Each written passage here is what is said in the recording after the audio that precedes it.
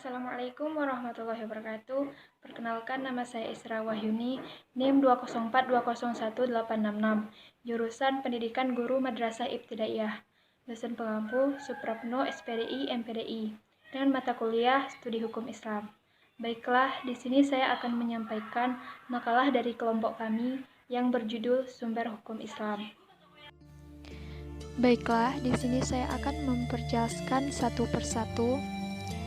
Langsung saja, yang pertama, pengertian sumber hukum Islam. Sumber hukum Islam adalah segala sesuatu yang dijadikan dasar acuan atau pedoman syariat Islam. Pada umumnya, ulama fikih sependapat bahwa sumber utama hukum Islam adalah Al-Quran dan hadis. Sumber-sumber hukum Islam. 1. Al-Quran. Pengertian Al-Quran. Sebagaimana kita ketahui, Al-Quran adalah sumber hukum Islam pertama dan utama.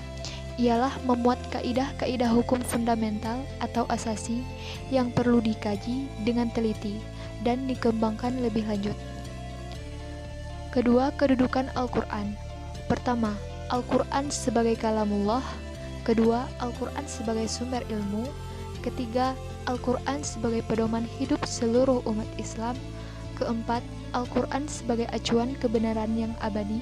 Kelima, Al-Quran sebagai penyempurna kitab-kitab. Dan yang keenam, Al-Quran sebagai kitab berita. Kita lanjutkan pembahasan yang kedua, yaitu hadis atau sunnah. Pertama, pengertian hadis. Pengertian hadis adalah perkataan, sabda, perbuatan, ketetapan, dan persetujuan Nabi Muhammad yang dijadikan landasan syariat Islam. Kedua, kedudukan hadis. Sebagai sumber hukum Islam yang kedua dan kedudukannya adalah sebagai penguat.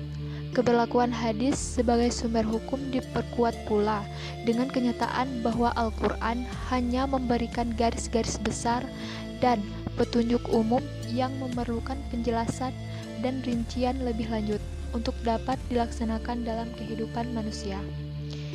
Ketiga, fungsi hadis terhadap Al-Quran.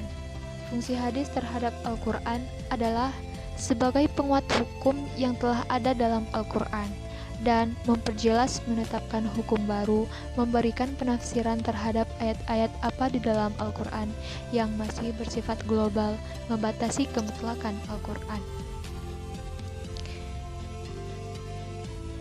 Secara umum, macam-macam hadis terbagi menjadi tiga, yaitu pertama hadis sahih, yang kedua hasan, dan yang ketiga dhaif.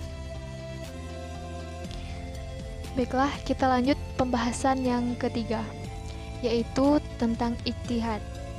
Pertama, pengertian ijtihad. Pengertian ijtihad adalah sebuah usaha yang sungguh-sungguh, yang sebenarnya bisa dilaksanakan oleh siapa saja yang sudah berusaha mencari ilmu untuk memutuskan suatu perkara yang tidak dibahas dalam Al-Quran maupun hadis dengan syarat menggunakan akal sehat dan pertimbangan matang. Yang kedua, kedudukan ijtihad dalam sumber hukum Islam adalah sebagai penentu hukum Islam setelah Al-Quran dan hadis tidak ditemukan secara jelas dan rinci mengenai hukum yang dimaksud. Ketiga, bentuk ijtihad. Bentuk ijtihad adalah sebuah usaha yang sungguh-sungguh, yang sebenarnya bisa dilaksanakan oleh siapa saja yang sudah berusaha mencari ilmu untuk memutuskan suatu perkara yang tidak dibahas dalam Al-Quran maupun hadis. Selanjutnya, pembagian hukum Islam. Hukum Islam terbagi menjadi 5. Yang pertama, wajib. Fardu wajib adalah suatu keharusan, yakni segala perintah Allah yang harus kita kerjakan dan berdosa jika ditinggalkan. Yang kedua, sunnah. Sunnah adalah segala ibadah yang apabila dikerjakan akan mendapatkan pahala dan apabila ditinggalkan tidak mendapat dosa. Yang ketiga, haram. Haram adalah suatu perkara yang dilarang mengerjakannya seperti minum minuman khamar, mencuri, berjudi, dan lain sebagainya. Haram apabila kita kerjakan maka akan mendapatkan dosa. Yang keempat, makruh. Makruh adalah suatu hal perbuatan yang tidak disukai Allah, namun apabila dikerjakan tidak berdosa, dan jika ditinggalkan maka akan berpahala. Yang kelima, mubah. Mubah adalah suatu perkara yang apabila jika dikerjakan tidak berpahala dan jika ditinggalkan tidak berdosa. Baiklah, kesimpulan dari makalah ini adalah bahwa sumber-sumber hukum Islam yang disepakati adalah Al-Quran, hadis, dan ijtihad. Baiklah, sekian penyampaian dari saya. Wassalamualaikum warahmatullahi wabarakatuh.